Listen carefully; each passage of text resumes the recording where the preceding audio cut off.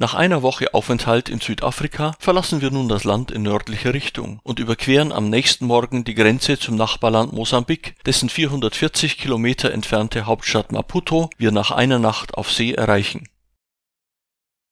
Bereits bei der Annäherung an die reizvoll im Mündungsgebiet des Rio Matola gelegenen Stadt staunen wir über das einladende und gepflegte Erscheinungsbild der Hauptstadt des Landes, das von mehr als 400 Jahren portugiesischer Einflussnahme und Kolonialisierung als Portugiesisch-Ostafrika geprägt wurde. Seit 1975 ist Mosambik unabhängig.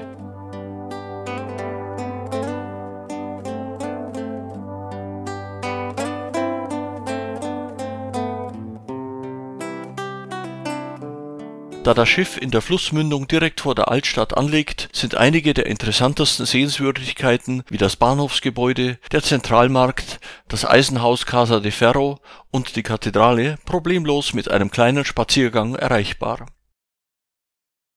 Der Bahnhof von Maputo, der von vielen Reiseführern zu den 10 schönsten der Welt gezählt wird, ist ein kostbares Juwel im neoklassizistischen Stil.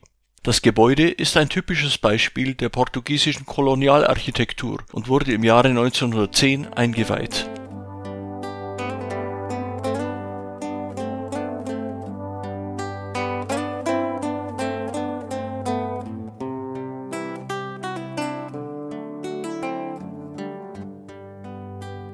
Der weitere Weg führt uns vorbei an den eleganten Geschäfts- und Bürogebäuden der Stadt, bis wir schließlich den zentralen Markt mit seinen typisch bunten und lebhaften afrikanischen Verkaufsständen erreichen.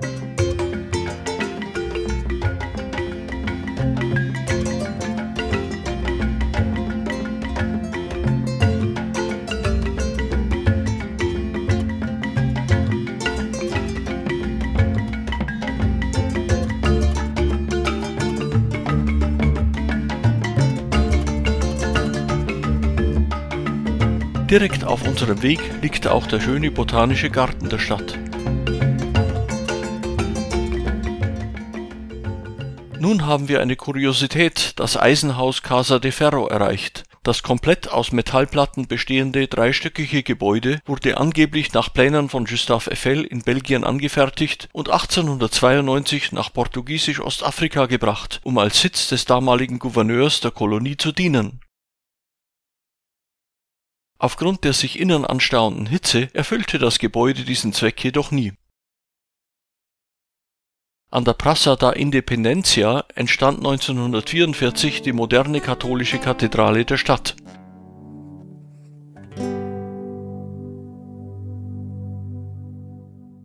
Da ab hier Fußwege für weitere Besichtigungen zu weit wären, haben wir rasch einen Tuk-Tuk-Fahrer gefunden, der sich lobenswert an dem ihm von uns ausgehändigten Plan orientiert, um die gewünschten Punkte zuverlässig anzusteuern.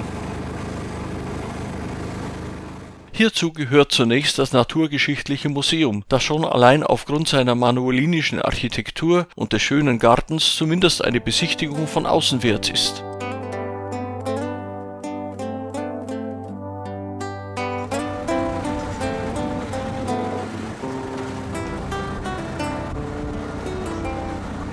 Unsere nächste Anlaufstelle ist die San Antonio Kirche, deren ungewöhnliche Architektur schon bei einem Blick auf das Modell im Garten erkennbar wird. Aufgrund des spitz zulaufenden Betondaches und der Verfaltungen im runden Gebäudegrundriss erhielt die Kirche nachvollziehbar den Beinamen Zitronenpresse. Die Kirche gilt durch ihren expressiven modernen Architekturstil als einzigartig. In den runden Kirchenraum kann das Licht von allen Seiten über farbig gestaltete Fenster eintreten.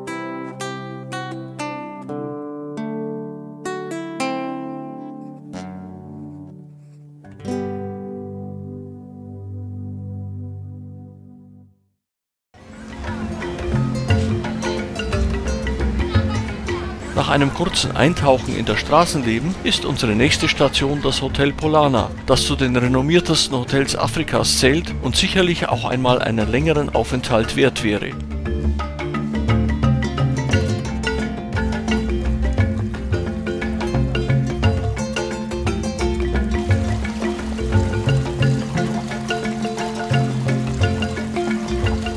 Der schöne Ausblick auf den Indischen Ozean von der Hotelterrasse aus animiert uns zu einem wundervollen abschließenden Spaziergang entlang der erhöht gelegenen Fußgängerpromenade.